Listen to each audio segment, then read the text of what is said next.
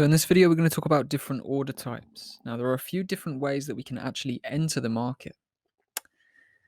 The different ways we can actually trade are via market executions, buy and sell limits, and buy and sell stops.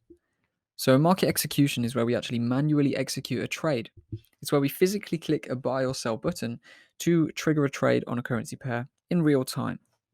So that is the way that I trade most of the time. Some people actually do use the orders though, the pending orders, more so. I personally think market execution is the most accurate way to actually make sure we don't get into losing trades because we can wait and see if the market is really going to do what we want it to do. But sometimes there are times where the other orders can be very useful and can get us some pinpoint trades. So the other ways to trade are via pending orders. And there are two different types of pending order. There are buy and sell limits.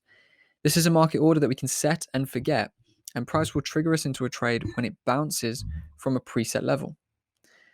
Now, the other side is a buy or sell stop, and this is essentially the same. However, we're not looking for it to bounce. We are looking for price to pass through this level.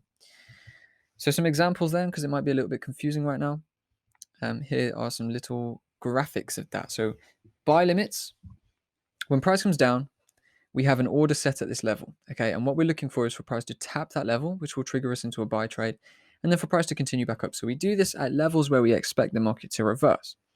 Now, they are a little bit risky because we are essentially buying into a drop, which means that if you have a buy limit set at this level and the market came down and just went straight through it, you're going to lose. Okay, so this is why I actually prefer to use the manual execution because we can see, is the market turning over? And yet we'll get in a little bit later, but it does improve our accuracy. So that is a buy limit. Price comes down, taps a level that we set, and if it taps that level, we are triggered into a buy, hoping to then continue the move up. The sell limit is the flip side of that.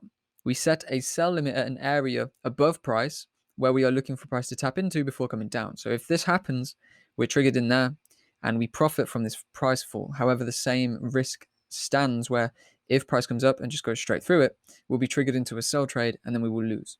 Okay, so that's a buy limit and a sell limit. They're essentially the same thing, but one is to buy, one is to sell. Now, a buy stop and a sell stop are generally used for breakout trades. Now, I never actually trade buy or sell stops. I don't really see the use in them because of the way that I trade. A buy stop will trigger a trade, a buy trade, when price pushes through that level. So if we set this, say, above price, and then price comes and taps that level, we will be triggered into a buy. Okay, and then if price continues going, we'll profit from that move. Now, the flip side of that is a sell stop, where we put it beneath price, and if price pushes through the level, then we profit from all of the movement that happens past the sell stop level. Now, same kind of risk here. If we have a buy stop and the price comes up and forms this kind of movement, then we are going to get triggered into a buy and then price will fall and we will lose. Now, on the sell stop, we trigger the sell stop, and then if price moves back up, we are going to lose money. So that's actually why I like to use the manual execution, the market execution method, more than these pending orders, because they do come with risk of just getting tapped in and then getting wiped out. You don't want to buy a level for it to just fall straight through. Same, you don't want to buy a level for the price to then just fall away. You need to see confirmation. Okay, so these can be useful sometimes, and we'll see how they are. I'll show you some examples of when we can use buy and sell stops, buy and sell limits. Well, probably not these. I don't use these, but these ones I will certainly show some examples of. But generally, we will be looking to market execute. All of this you're going to learn throughout the course, so don't worry. But these are the different order types for you to just get familiar with and get to know. So nice and short and sweet video. In the next one, we're going to talk about different trading styles and different time frames that we can trade on. This is quite an interesting topic and something we'll definitely dig into. And then we'll pretty much be done and ready to actually get into the course. So hopefully you're enjoying the Forex fundamentals so far. Hopefully you've learned the basics of the market to this point at least, ready for us to actually move into the course and begin learning how to trade these markets. So thanks for watching, and I'll see you in the next video.